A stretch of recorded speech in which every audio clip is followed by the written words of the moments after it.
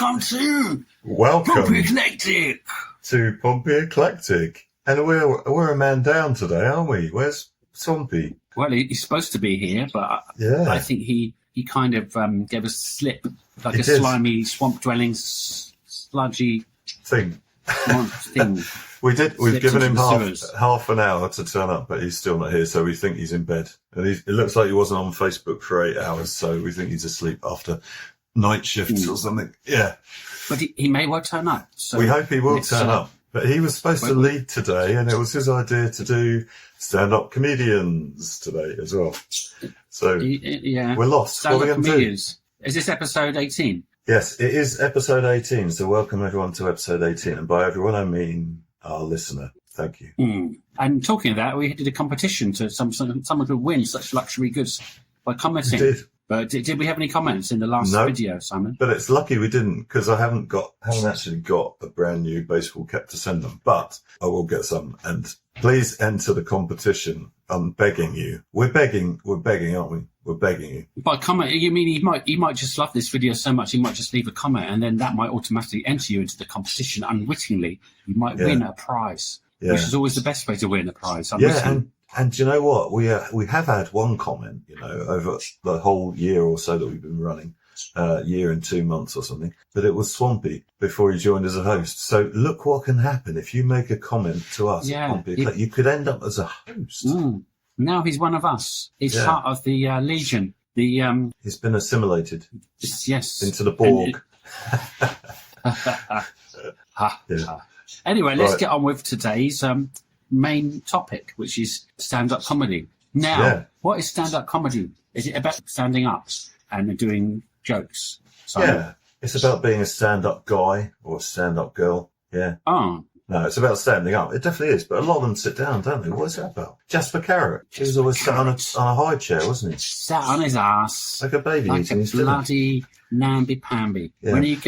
When you're called a stand-up comic, you don't sit down or you get put down. You've got to stand up on your own 2 feet, if you've got 2 feet. If you haven't, then that's all right. You can use a chair. But we badly need Swampy. But what is it about? Because to me, it's an amazing thing, because it's kind of an art, isn't it? It is definitely an art form. Because a lot of these stand-up comics, they don't just tell jokes. They get up there and they bare their soul. They talk about themselves and prepare to be ridiculed. I mean, the whole point is you want people to laugh. So you want people to laugh at you, or maybe with you, if you're smart enough. Yeah. But that's going to do something, isn't it, to the psyche? Yeah. To affect you in some And we were talking about that before we started recording, weren't we? That, comedy often comes from a place of deep, dark desperation of the soul. And I wonder how many comedians are doing it because they need it themselves, and how many are doing it for a right good just purpose of making people happy. Because there's two types of people. For some it's kind of therapy to get up there and bare your soul, and if you get roasted or the people don't like it and boo you off, that can really hurt you, because it's you're basically standing up there naked. Let's give an example of that.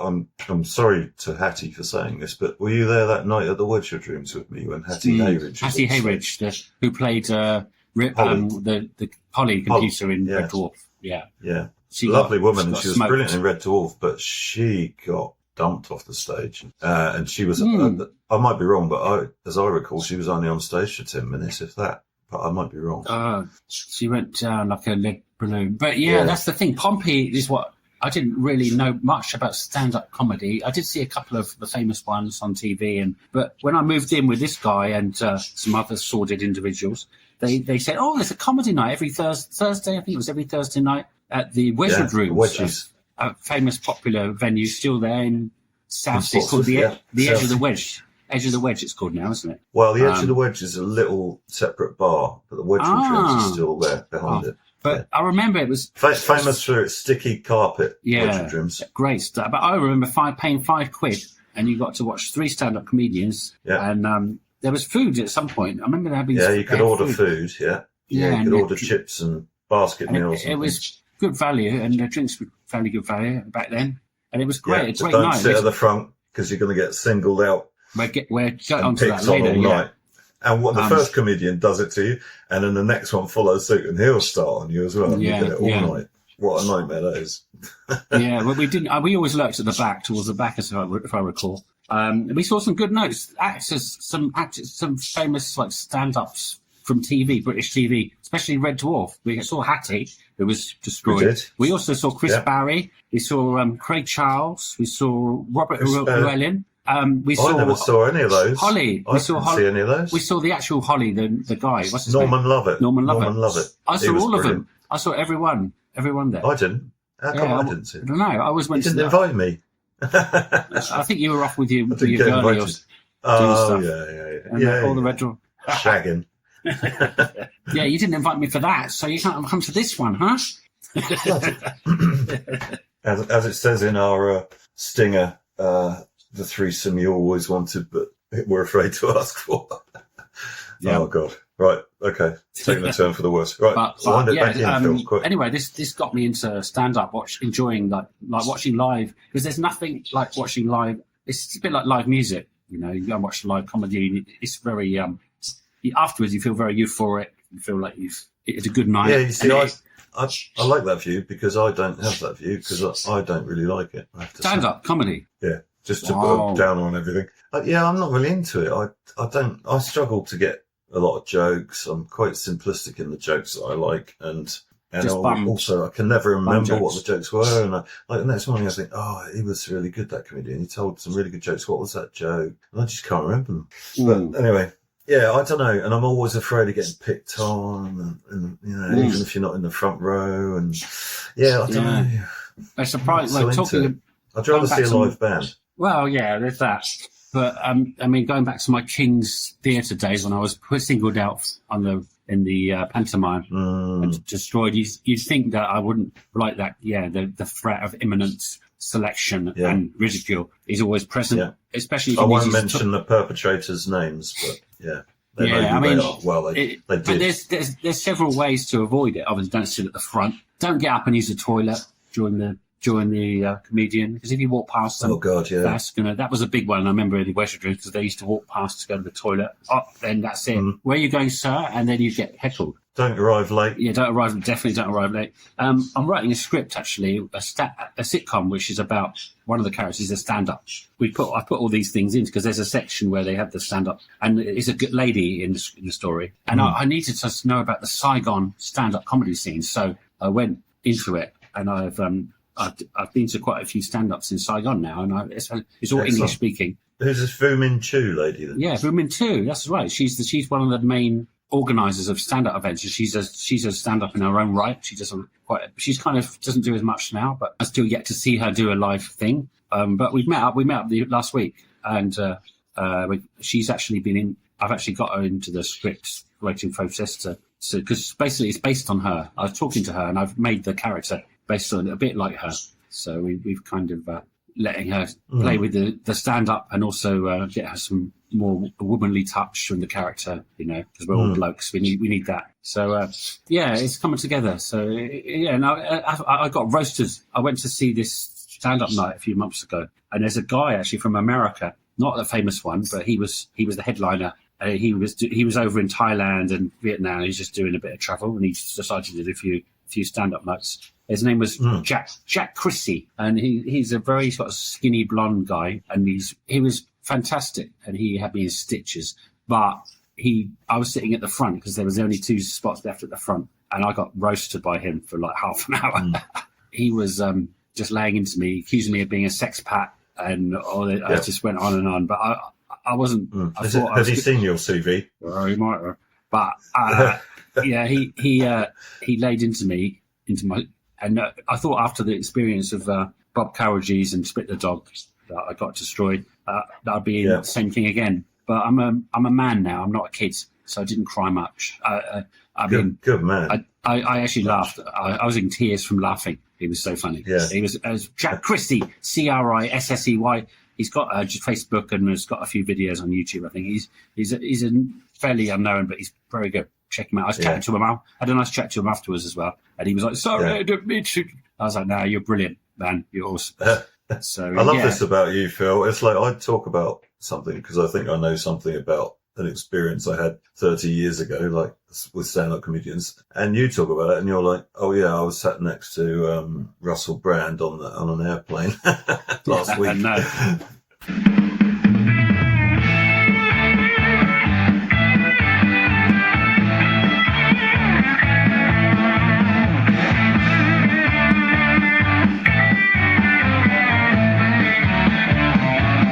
We hope you're enjoying Pompey Eclectic, the podcast, now with our new improved biological formula, coming to you from sunny United Kingdom and from humid Vietnam. Simon the Cut, Shaolin Phil, and now also Graham Swampy Marsh, the king of Lee Park. Perfectly blended, then scientifically proven to entertain. Attracts women like you would not believe. Karachi Medical Gazette.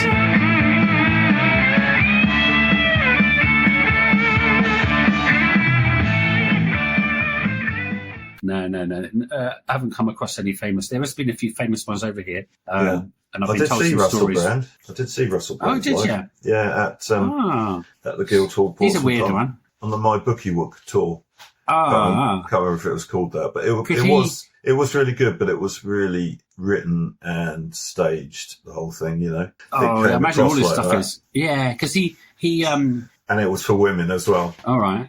He got huge. He went into Hollywood, did some films. Then he kind of crashed and burned, and he got accused of some harassment stuff. And well, the thing is talking about comedic purpose again. You know, having an authentic purpose. His purpose was to shag women, as many as he could. Yeah. And the hottest ones that he could, and that was his sole purpose. And I think the whole gig was designed, and the whole book launch was designed to have a queue of groupies standing outside afterwards. I remember there was at the Wedgwood Rooms. There was this handsome black guy doing like that kind of stand up. Like he wasn't kind of like bigging himself up, but he was very smart, and he had that kind of way of talking. All the girls at the front were like, oh, and he was like sort of winking at them and clenching his buttocks and all that. So I think that's another reason for doing stand up. It might be for depression, curing, self-therapy. I think it probably is. Yeah, it might be. I mean, we talked about this before in our groupies. comedy films last episode, and who was it? Hancock we mentioned, didn't we? Tony Hancock, who was a deeply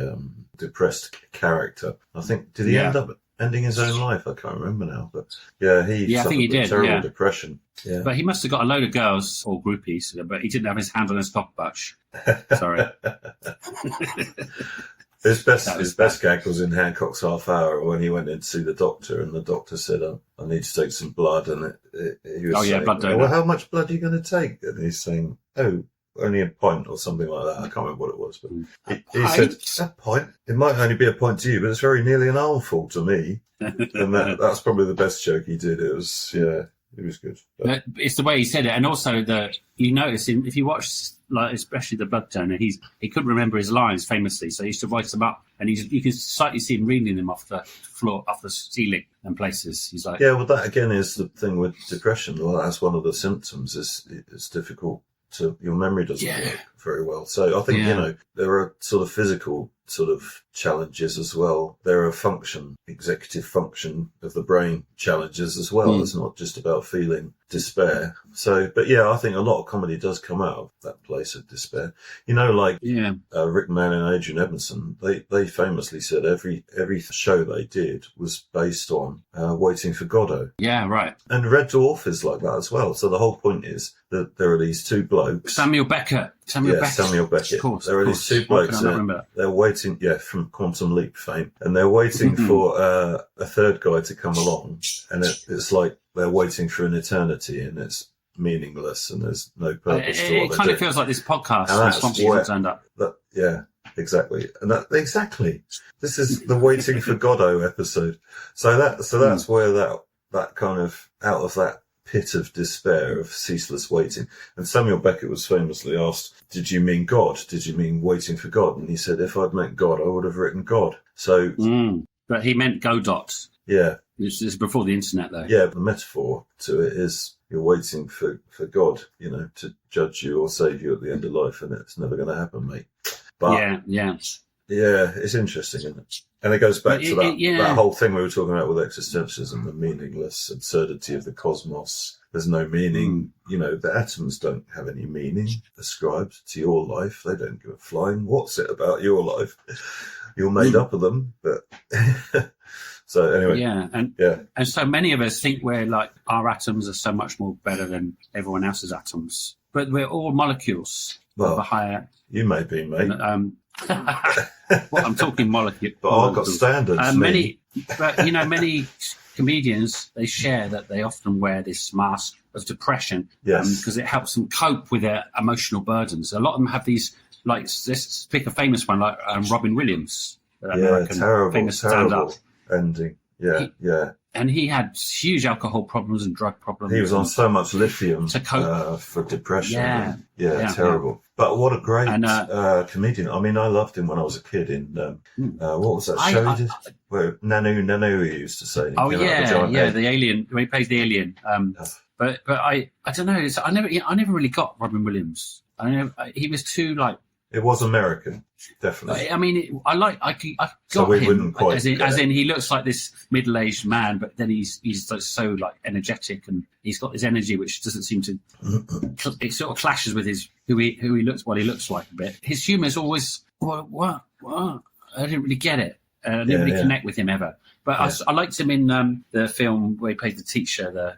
He was a brilliant actor. Brilliant actor. Yeah, as an actor, I loved him, but I never got his comedy. Deep thinking place that often resides with depression, I think. I mean, but he must have been manically depressive. I mean, he was. I don't want to get into being Dr. Google, but the thing is, he was probably bipolar. I don't know what his conditions were, but he was manic on stage, wasn't he? And then if he was behind closed doors going into deep, dark depressions, it's like manic depression maybe, or severe bipolar. Like Stephen Fry. I saw Stephen Fry at Cambridge, actually, at the Corn Exchange. Oh, okay, because he famously ran away from Rick and Aid's performance, didn't he? Did he? He did a runner. Oh, there was a big Rick thing and about Aid's performance. Oh. Yeah, Rick and Aid, or was it? I think both of the Rick and Aid, and he was doing. It was was it? I think it was Waiting for Godot. Funnily enough, was it? Oh, right. Yeah, I think it was that, and they were. He ended up on a ferry going to France, didn't he? Yeah, I think because I don't know, he was going through a bad time. I'm not sure he had a breakup. I don't know, and maybe they said the wrong thing, but they were like left in the lurch and they had to cancel all their shows. Oh, right. But it's this mental health issues can be exacerbated by doing this, relying on humour as a defence mechanism, and I don't know. There's a lot to it, a lot psychologically. Just saying, I've been talking to this lady too, who runs the comedy scene, and she deals with it. A lot of them.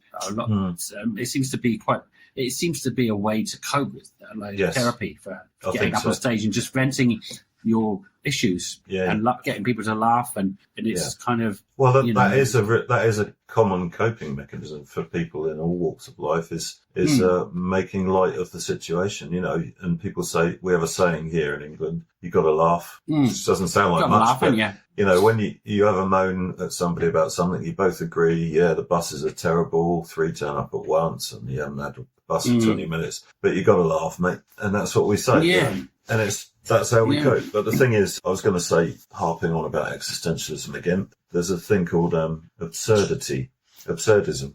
So that is like existentialism. It's a philosophical sort of framework, but it's right next to existentialism. It's very similar, very close. So Albert Camus was sort of writing in that area, borderline over on existentialism. And the thing is, that's about the meaningless of the universe. There's no meaning, and we have to make up our own meaning. We do stuff that's productive and worthwhile and of value, and that gives us a sense of meaning. We do it for ourselves, This sense of absurdity is where a lot of comedy, the roots of a lot of comedy are, I think, They quite often, stand-up comedians will quite often make jokes about something being absurd, Yeah. Why is it like that?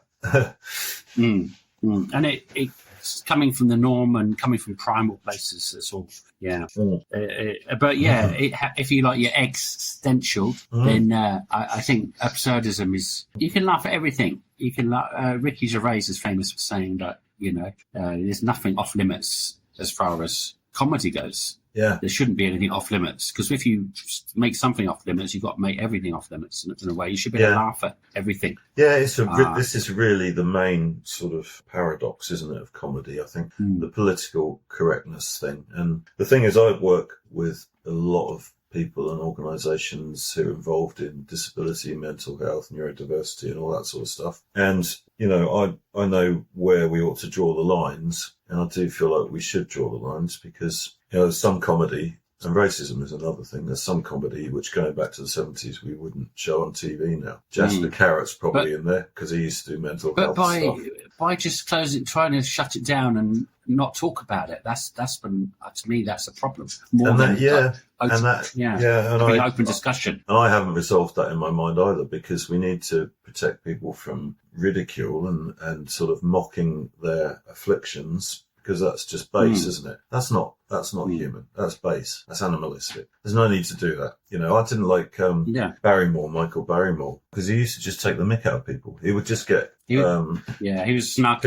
People who were of a lower IQ, and he would just use us like a subtext with the audience to mock them, and they would just stand there and take it, and it just was awful. What is he doing? Yeah, he was making a lot of money out of that, you know, and it's just it's bordering on criminal, you know. Yeah. I don't know. I think there's a line you've got to be careful not to walk over. I mean, there's humour and there's being hostile, isn't there? There's you think you've got to do everything with a bit of conscience. If you've got a bit of a duty as a stand-up. I mean, you can talk about. I think you can joke about cancer, whatever, but you got to, know that there's people that are suffering. You got to have a bit of judge's blunder in there, like a bull in a china shop. I'll give you an example, and apologies for making this example, but I think it highlights the point. Stephen Fry famously said, well, not rude, it was just sick, about paedophilia, and the problem with it was it made people laugh, but he shouldn't have done it because it's not a joking matter, you know? Right. It was done in a poor taste. Don't go there. There's no need to go there. And Ricky Gervais, I love his work, but the thing is, it is just mockery, a lot of it. I mean, he did a paedophile joke in his last show, didn't he? After Life, where he's walking past the school and the kid looks out and sees him as pedo, and he looks back and says, "I'm a what? Pedo." He said, "Well, if I was, mate, you'd be safe, you little ginger." Yeah, that's it. Yeah, and but it's funny, and it wasn't done with like a bad intention. No, but then he's also mocked a kid for his hair colour. So ginger is off limits, because that's the one thing which you can mock someone for. You can't say if they're black or white or purple, but ginger's okay to mock. I said it here first. You did. Well, I'm ginger because my beard goes ginger. I used to be a bit ginger. You can probably see, I'm going to show the camera, but my beard, after a week or so, it goes all different colours. And ginger's very strong. I've got grey now. Did you ever hear brown, black? Do you know about the YouTuber called Coppercap? No. He's not a stand-up, but he kind of is, because there was a show called South Park you probably heard about, and in one episode of South Park they mocked a ginger kid, and he's this white, pale, freckly ginger guy in America who took offence to that, and he did this yelling video, screaming gingers, because in South Park they said gingers don't have souls, and he's like, gingers have souls, and he did his meltdown video, and then South Park saw that because it went viral, and then South Park put him in another episode of South Park saying gingers don't have souls, and then he did another video having a meltdown and screaming. It turned out the whole way through 7 years he did all these screamy videos, but he was just being an Andy Kaufman. He was pretending that he was offended, but he got a music video out of it. He got minted. He's rich now because of these ginger videos he did, like reaction videos. He was so funny. He's still doing videos today. He's starting a Ginger Nation. There's a website where he wants an island where only ginger people can live.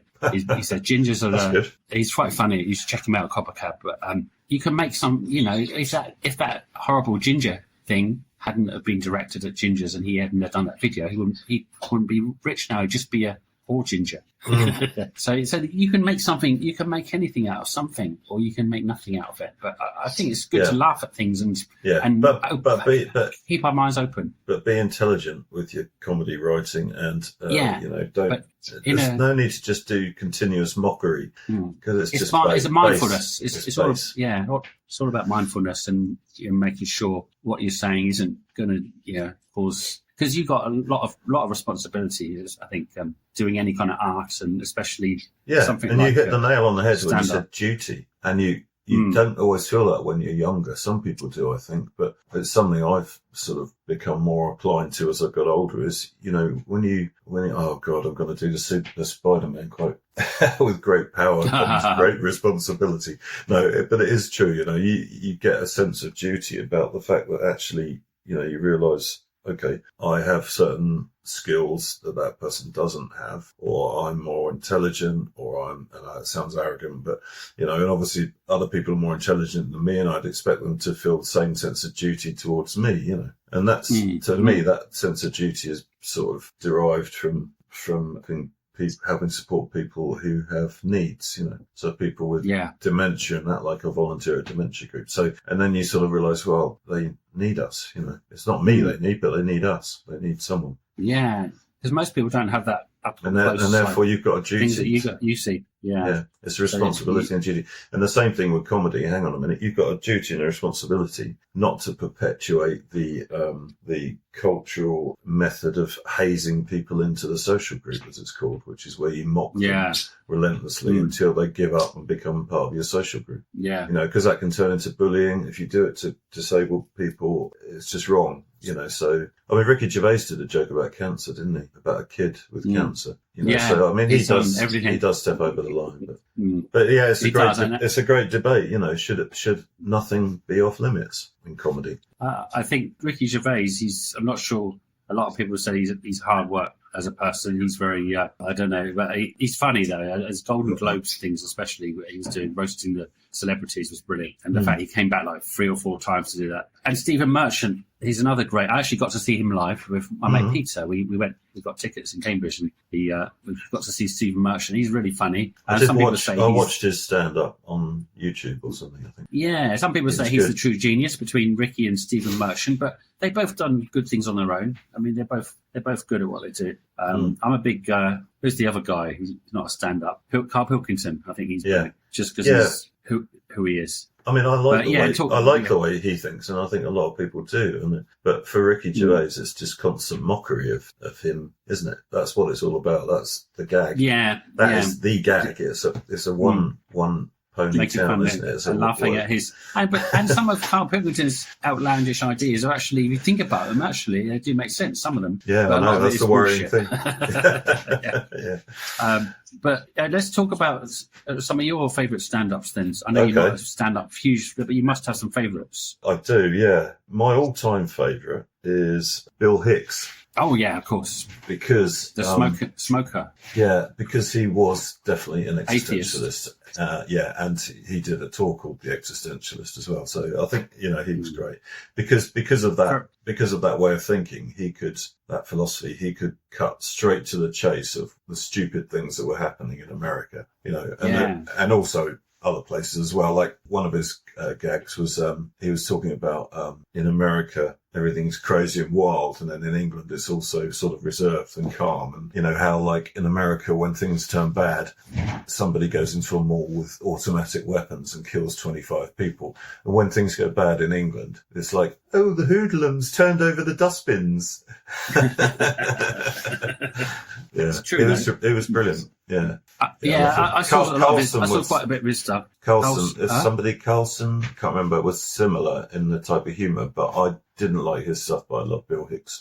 I think it's Carlson Carlson. Oh, yeah, I think I know what you mean. It's wake up and smell the coffee comedy, This is the way reality is. Yeah. He was... Bill Hicks was very sharp, razor sharp as well, and he had a very, maybe like you said, because of his philosophy, but he was super smart as well, so he could really cut to the core of something, and he offended the religious people. Oh yeah. I think quite a bit because he was very Yeah, outspoken but in his that's their beliefs. fault, not his, because other people have different belief systems. Okay, just going to say that to all of you. Ricky Gervais, don't let it become dogma. Okay, believe what you want. Don't let Ricky it be dogma. Gervais is also an outspoken atheist. Yeah, I mean, but I that's think it's another fine art to- form of stand-up comedy. I think is making it look like it's off the cuff, like it's ad hoc, like it's like you just thought of the joke, when actually it's always, or usually mostly entirely scripted. And you go on tour with a show, you've got a new show which is scripted show, and you take that on tour and you do the same routine every night in every different city, and but then making it look, because those people who are in the audience probably the one and only time they'll see you, and you've got to make it look like you just thought of it. Yeah, it's the same with screenwriting and any kind of art, I guess. There's only so many musical notes. There's only so many ways of telling a joke. There's only so many stories. Shakespeare's already told them all, apparently. And then you go back, there's only so many words, there's so many colours and sounds. You go back more, there's only so many molecules. We all come from the same place. So, everything's been done, it will be done, and will continue to be done. Yeah. So you just have to, it's all about putting a fresh spin on something and not trying to be like, oh, I'm a creator, I'm an artist. No one creates anything, really. We're just building blocks already there. But it's putting a fresh lick of paint on something, and that's what it's all about, I think. These atheists, that's fine to make fun of religions and stuff, but you should be all inclusive. I know the Muslim thing's a bit frowned upon. No. But you can't. Anyway, you can't create depictions of Muhammad, isn't it? That's the rule. Why can't you though? You can't do that. You're not. I don't know. You're just not allowed to make false depictions of one Muhammad. For them, and because that's for why the others, isn't it? There was a sort of a the journal, French journal thing. Yeah. And they all come to his office with machine guns and killed them all. And that was Charlie Hebdo. That was it. And that was because they did a depiction of Muhammad. And I think. that's another thing of a stand-up. You're standing there defenceless. Hopefully there's a bouncer or security guard in the audience. But if you say the wrong thing, someone can come up there with. But even Pantera, one of my favourite bands, wasn't Dimebag Darrell. He wasn't with Pantera, but he was his band later. And then someone got on stage and shot him 6 times. Yeah. Old Dimebag got. Yeah, it's a risk, isn't it? Doing anything like that. Public life is a risk, but then you could be shot walking down the street. Yeah, true. Be hit by a car. Someone jacks a car and goes on a killing spree or does a drive-by or something. I mean, drive-bys in America are common. There's another Bill Hicks joke for you here that I've just made up. Drive-bys in America, in England, they do drive-by saucings. So years ago, I was with my ex-wife walking down the road here, and these kids or lads in a car hurling a sachet of sauce at us, like a carton of sauce from McDonald's or something, splattered across the necks and face with red sauce. It looks like blood. Drive-by saucings. Yeah, come and don't live in America. Come and live in England. It's safe, mate. That's the worst that can happen to you. Drive-by saucing. All you got to do, always keep your mouth open when you're insulting a lady, as Adrian Edmondson used to say. Get a drink in the face. Always keep your burger ready when you're walking down the street, in case you get a drive-by saucing. Yeah. Catcher's mitt. Bring your catcher's mitt if you like. Ketchup's mitt. Ketchup's mitt. Sorry. So... Calm down. Calm down. Right, everybody calm. Getting carried away. Right, I've got some other favourites as well. Dylan Moran. Come on, Dylan Moran's good. Yeah, genius, love him. Black Books. And while we're on the subject, not forgetting the lady who's in the show, whose name I can never remember because she's brilliant. Did we not see Bill Bailey at the Wedgies? I did. Mick did. I don't think I got to see him, no. There was... Didn't he used to come on stage with a ukulele or a guitar, and he had it heavily distorted and loud? Yeah, he did brought all his instruments. He used to make it sound like, he used to do a couple of power chords and make it sound like a heavy metal rock band. And he called himself very quirky, the dwarf from Middle Earth or something. Yeah, he was quite good, I think. Yeah, he recently did a tourist guide of Vietnam. He went around Vietnam, and it was quite interesting watching that. Yeah, but he's very funny. He's but his humour's quite quirky and offbeat. Dylan Moran, great mention. He's a genius. The lady from Black Books, who's also in Love Soup, and I need to write. She's got a strange name, which is not strange, but it's hard to. Is that why we can't remember it? Yeah. Black. It better be now. Black Books. Yeah, it's not just because she's a woman, honestly, because she was called Fran. She was called Fran. I'm going to mention Victoria Wood, Dawn French, Jennifer Saunders, Catherine Ryan is very good as well. There we go. Hamthin Greek. That's why I couldn't remember it. She's But nice. she's brilliant, superb. I love her. You should check out Love Soup. Isn't it hot? Have you Funny seen Love women. Soup? No. Love Funny. Soup. There's 2 seasons of it. Series, very good. They always say the way to a woman's heart is humour, but I think it's quite attractive in women if they're funny. I mean, I get quite attracted to female comedians. Catherine Ryan's really tasty. Well, one of my humour. Yeah, well, I don't know about attractive, but there's some really good Asian stand-up comedians. Ali Wong is absolutely brilliant as an actress. She's superb as well. Did you see the show called Beef, which was a couple of years ago? No, it was quite a big hit, and she plays this. It starts off with a road rage incident, and then she's so pissed off she goes after the guy, starts trying to get revenge on him, and she just flips. She seems really nice, and she flips into this psycho. Such great acting. But her stand-up is also amazing, Ali Wong. I have to say, Rick Mayall and Adrian Edmondson effectively used to do stand-up because the Dangerous Brothers was stand-up, wasn't it, basically? Although they were like sketches. Yeah, they were sketches. It was sort of like stand-up. But Rick did stand-up more, I guess, to start off with, because he did his poet. Yeah, that's right. That became Rick. The stand-up, the poet. And he did, what was the brilliant poem about Cliff? And no, that not Cliff, there was before that. There was about the theatre. You really are a Cliff. You really are. He's great. Just Google Rick Mayall poet, and there's some funny stuff. It's brilliant. And here's a legend, and I think this may be the best ever stand-up comedian, right? A lot of people say this from my explorations and research on social media and YouTube and documentaries I've watched, and I don't know, a lot of people will agree, is Richard Pryor. Yeah, great. He was the godfather of stand-up. I think so. The comedian's comedian. He did some great stuff about race, differences between black people and white people, and like black people walking down the street like this, and like white people can't do it, and like, you know, and it was brilliant. And but his I think it was his ex-wife or a friend of his famously said of him, you could either find him in a whorehouse smoking on a spliff, or in a crack house smoking on a whore, or something like that. You know? And because his mother was a prostitute, you see, so he grew up in a red light house. You know, he grew up in a red house, and his life was being around pimps and hookers and drugs. He must have some good. His 18th birthday must have been amazing. I don't know. But so, you know, I mean, what can you do? You know, if that was the life you brought into. But he certainly turned it into some amazing humour. Yeah. Very, very brilliant comedian. Yeah. And obviously inspired by him, and also great was Eddie Murphy, his stand-up stuff, Delirious in particular. And I'm sure he was a big admirer of Richard Pryor. And he had brilliant energy, and he's so funny.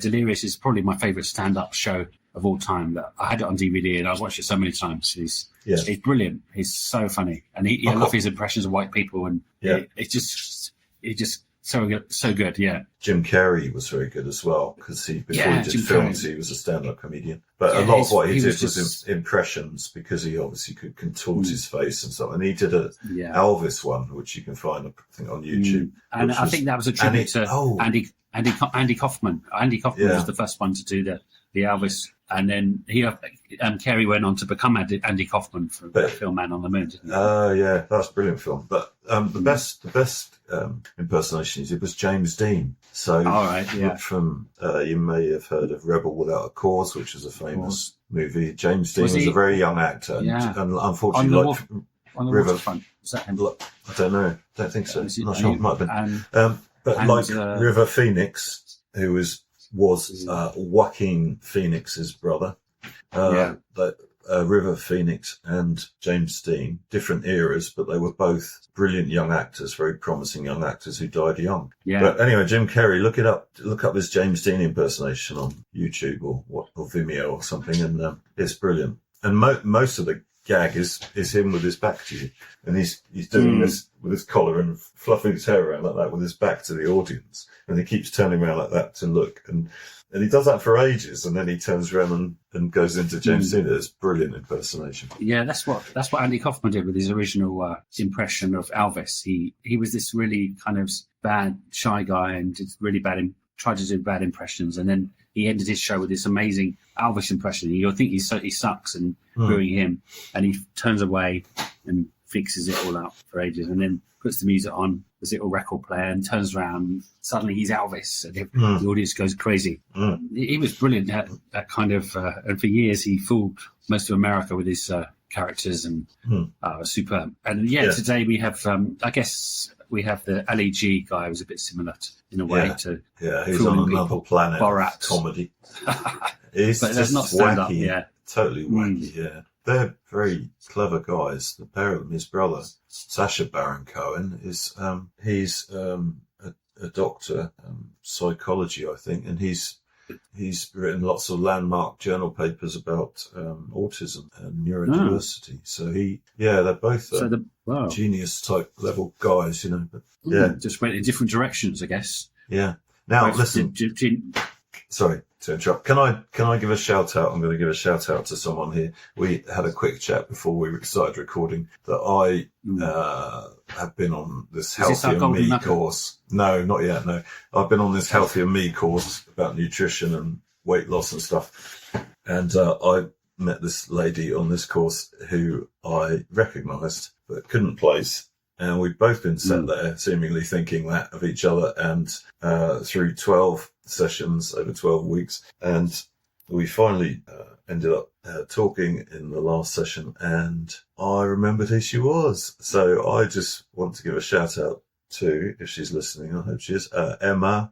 Am I going to say her surname? Is that okay? Confidentiality? Yeah, Emma Scowen. Emma Scowen, who I went to school with. And then we both got to know her, Phil and I, and Graham probably as well, because he was there at Delarue. Yeah, because all four of us worked. I remember you, Emma, if you're watching this and listening to this. Yeah, you were there working at Delarue Systems, and we sort of made a little date to go out and hit the Fifth Avenue, and we did meet up there, and Drunk Friend was there, and he said something about Delarue, but we talked a little bit back in the day. You probably don't remember me, but as soon as Simon said Emma Scarron, I was like, that name rings a bell. And not until you said about Delarue, I was like, oh, yeah, I remember. Yeah. I remember her. She's, you've met up after how many years? 30 years? Yeah. 32 years, I think it is. And a special guest, the mascot's here just in time. Lovely woman, Emma. Really nice to see you again. So, and we'll have coffee soon. Yeah, maybe I'll come and hang out with you guys if you get on all right. And she probably doesn't want to see me again. Well, it's going to Vietnam to have a coffee that's the problem, isn't it? It's very expensive now. So how's the mascot then? Once you get here. What's his name again? Sauring. Yeah, Sauring. No, Sauring is the Vietnamese. It's the Vietnamese word for durian, the spiky, smelly fruit. And he resembles the. He doesn't smell though. No. So, but he resembles the colour. He's our official mascot, and some say host, co-host. He does talk. And he's the reason our prize, which we're going to mention again, our competition is to win a Pompey Eclectic baseball hat and a Budgerigar goodie bag, which may contain seed, millet, toys, little mirrors. May contain nuts. Probably an ABBA record, because they love that. All that sort of stuff. So, And what was the question? Tell us the question again, Phil. It was, how did we meet up? How did we all meet up? How did Swampy and Marshy? Yeah. If you sit and watch all of the pods, you might piece it together. You will. Yeah, exactly. Or you might not. But I wouldn't wish that on my worst enemy. Or you might read a book that I'm writing, and that might give you the answer. Yeah, and Emma doesn't know yet, does she, that she's in your next book? I'm not so. I haven't got to that point yet. I'm a bit behind schedule with it, but she may know I've got her name. I might change the name. She'll be shocked, but I think she might sue me now. And pleased. Yeah. We've given it away because you're probably going to change the name, aren't you? We've given away her name. Well, I might have to change the. I didn't actually remember her name 2 years, but I did remember her name subconsciously because you said it. Yeah. And now I might have to use the real name. See what she thinks about it. Yeah, but don't worry, Emma, because we've got no listeners anyway, so you're okay. Yeah.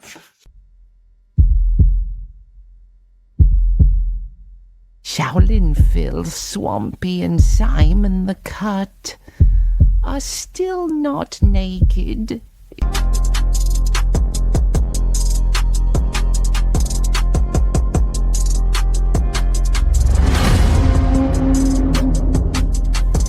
So there's still times for a speckle feed. beachings, the golden thread.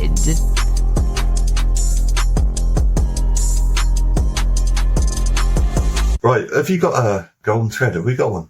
Yes. I was just thinking, why don't we look at the top best stand-ups here? Here I found a list of top stand-up comedians today but everyone, worldwide. Everyone in England would be turning off. There's one disclaimer. They're all English speaking, so we can guess this. This is all time. This is 2025's list, but it's top 10 stand-up comedians who are still around today. If you get two or more, you've won. Most famous comedians across the globe. Have we mentioned any of them already? We've mentioned three of them. Right. If you get five or more, you win. Okay. The prize. I'm going to say Rowan Atkinson. He's not really a stand-up. He did do stand-up, and he was But brilliant. He's not known as a stand-up. He's known not as now, an but he did start doing stand-up. Yeah. But these are pure stand-ups. They're not really actors, apart from a couple. So Richard Pryor's got to be on there. No, he's dead. Only the living ones. Oh, right. Well, that's half of them gone, isn't it? Ricky Gervais. So you got one mistake. If you get 5 mistakes, you lost. If you got 5. Okay. If Ricky Gervais is correct, yes. He's at number 5. Ricky Gervais, with biting sarcasm and provocative humour, Gervais challenges societal norms while keeping audiences laughing. Oh, lovely. There's 1-1. Eddie Murphy. No. It's not in the list. Why not? It's How can he not be in the list? This says the top stand-up comedians today. So he's obviously not doing stand-up anymore. Russell Howard. So that's 2 wrong. Russell Howard, no. Lucy Beaumont. Her husband. One more mistake. Her ex-husband. What's his name? It must be Beaumont. But no, I think it's got a different name. No, because he's brilliant. He's one of my favourites. Have another guess. I'll ignore those last 2. What about... You've mentioned... Remember, we've mentioned 2 Dylan more Moran. we've already mentioned. Dylan Moran. No. 2 Paul more we've already mentioned. No. Stephen Fry. No. It's not a very good list, this, is it? For us. Okay, let me go through them. Go on.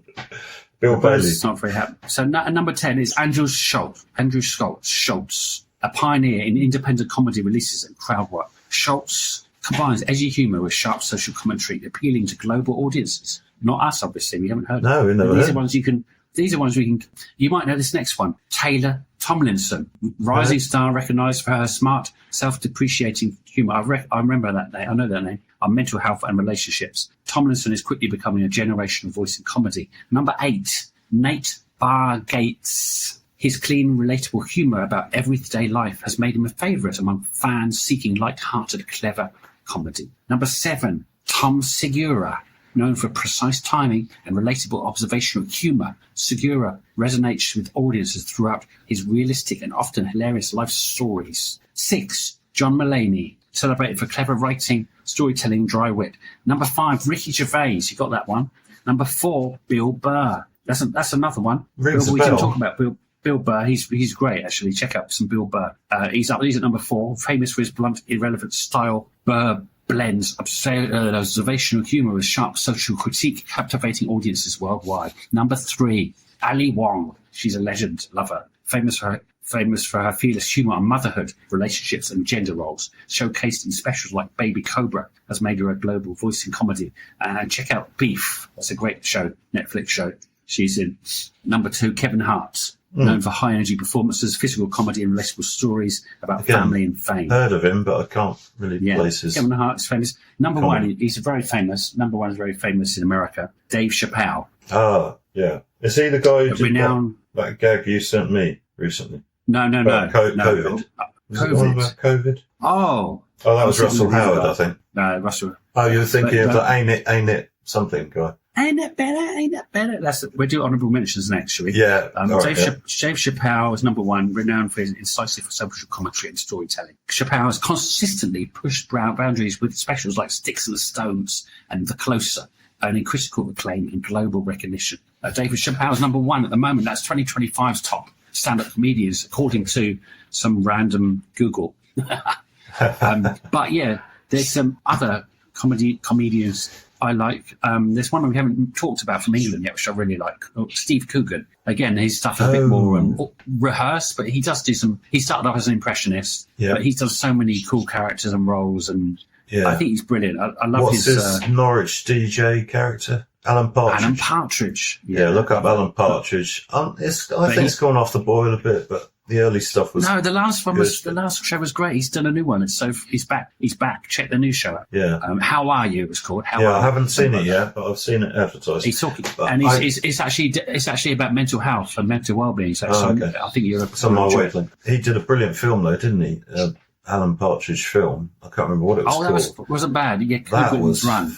Was it Coogan's Run? No, I'm thinking of the one where he was at Norwich FM or whatever. Yeah, it is. the hijack. The siege at the station, radio station. I think it was Coogan's Run. I could be wrong.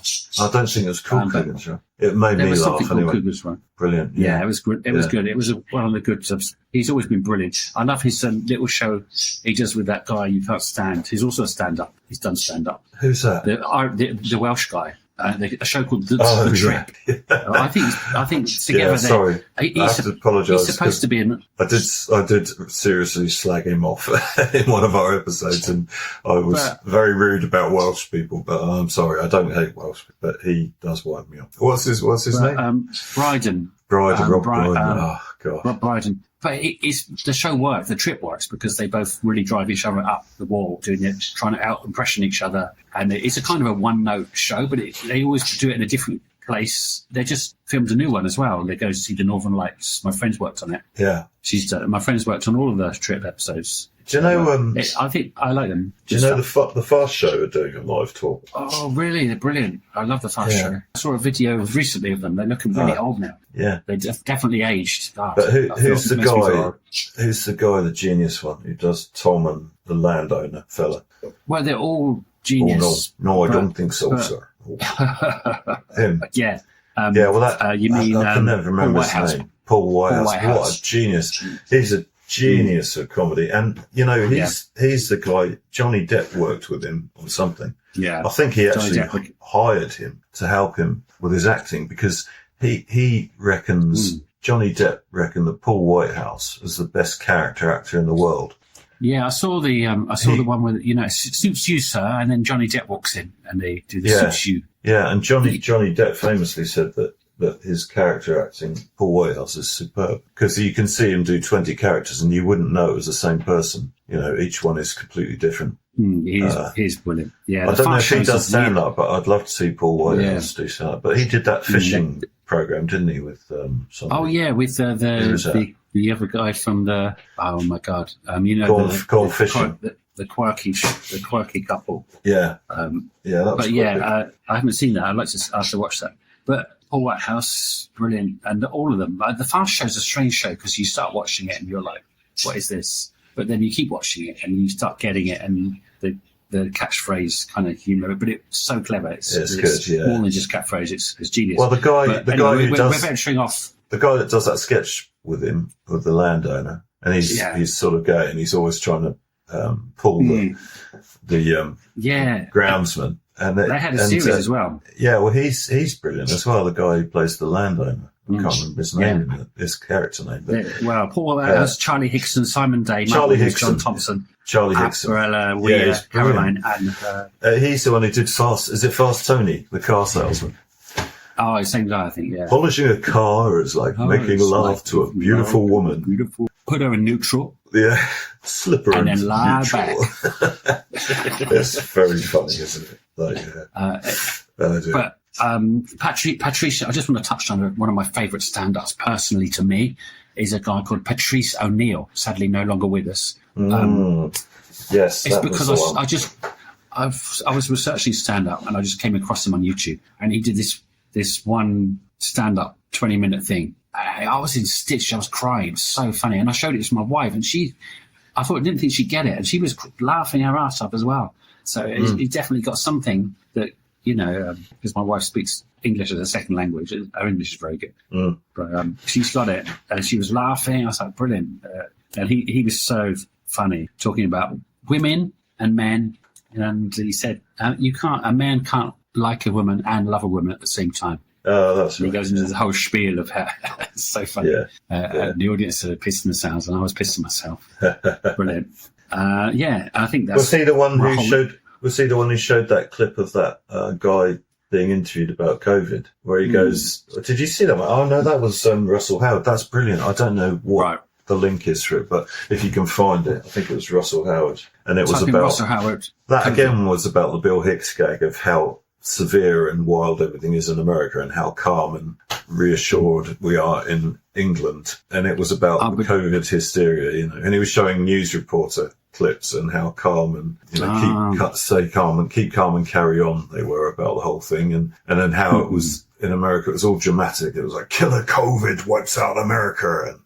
And there was this guy they were interviewing, and bless him, he didn't have many brain cells, but he was going on about COVID, and he was saying, I can't, black men can't have sex with white chicks anymore because they might get infected with COVID. And he was going on about how bad it was. And he said, the guy who came in on the plane to New York who infected everybody, he infected 80 people. Do you know how many people that is? That's 2 lots of 40. It was very, very funny. Yeah, it was really good. I can't do the gags. I remember when Vietnam, the rest of the world seemed blighted mostly by COVID, and Vietnam was unaffected. And we were all like, brilliant. But it was after about a year, a pilot from England flew into a little bar I know called the Buddha Bar in Thao Dien, had COVID, and that was ground zero in Vietnam. Well, and the bar closed. The bar was shut down. I used to like that bar. I went there with Peter once. We did a Jaeger train. Yeah, good memories. And it's reopened again. But yeah, I was sort of thinking Vietnam was like, well, no COVID here. Oh no, I was restricted to my little area for like 8 months. Couldn't go anywhere. And it was like there was no food if I had to buy vegetables, to queue up to buy vegetables. It was like back in communist Russia. Anyway. Well, don't say that, because they say they weren't communist. They were Soviet. Socialist agenda. Yeah. I've got another old comedian to mention just quickly.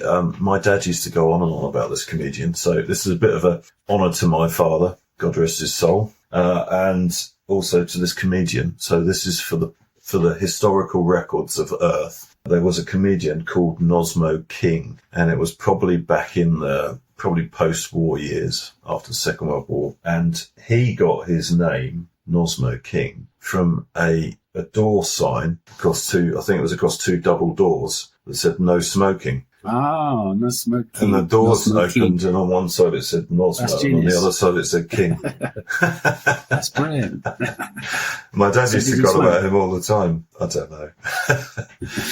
Anyway, that's brilliant. I have to mention that. Genius. Yeah, I have to mention that for the historical records. When the historians are looking back at this idiocy of how we used to live hundreds of years ago now. Yeah, and if you want some real comedy and fast humour, go see Paul Merton and I think it's Suki Waterhouse on tour in the UK at the moment. Paul Merton's the king of deadpan. Yeah, you can see him on Have I Got News for You? He's brilliant. And very funny. And Just a Minute on Radio 4, I think he's on there still. Prices £25 to £31. And that's reasonable. Do not do scripted stuff. They do entirely ad-libbed comedy. Yeah, it's always the best, and especially when they involve the audience. And when you go to see them, and they're at the Theatre Royal soon in Portsmouth, that will be the only time anyone will see those gags, because they're not scripted. If you're in Vietnam, on the other hand, come along to the Saigon Comedy Nights. There's a few going around. Like Saigon, there's a Facebook group, Saigon Comedy Club. It's only got 480 followers, but it's all the big local legends are on there. A guy called Jack, my friend too. You know, so many cool dudes doing their thing, and ladies and lasses. So come to Saigon next time you're here. Why not see some comedy? Because it's the source, the root, the primal expression of life. Thanks for that summing up at the end there. But I'm going to ruin it by just saying I've got one more name to shout out. I was speaking to somebody the other day. I don't know who it was now. I can't remember who it was. Oh, I know who it was. It was Andy. Big shout out to my mate Andy J. Big Pompey fan, and other teams who shall remain nameless. No, they won't remain nameless. I think it was Fulham and Burnley is involved with them as well. And he goes up to, I think it's Fulham, and gets into the executive box. He often has a chat with Alistair Campbell, who's a famous guy in England on politics. Campbell Soup. Yeah, and apparently his daughter is a stand-up comedian.